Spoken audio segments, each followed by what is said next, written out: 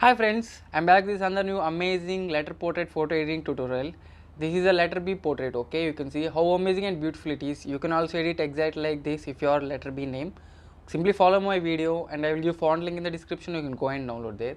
Friends, if you're first time watching my video, please consider like and subscribe to my channel and tap on bell icon. Whenever I upload new video, you'll get the notification. Now first of all you have to open Picsart. See you there.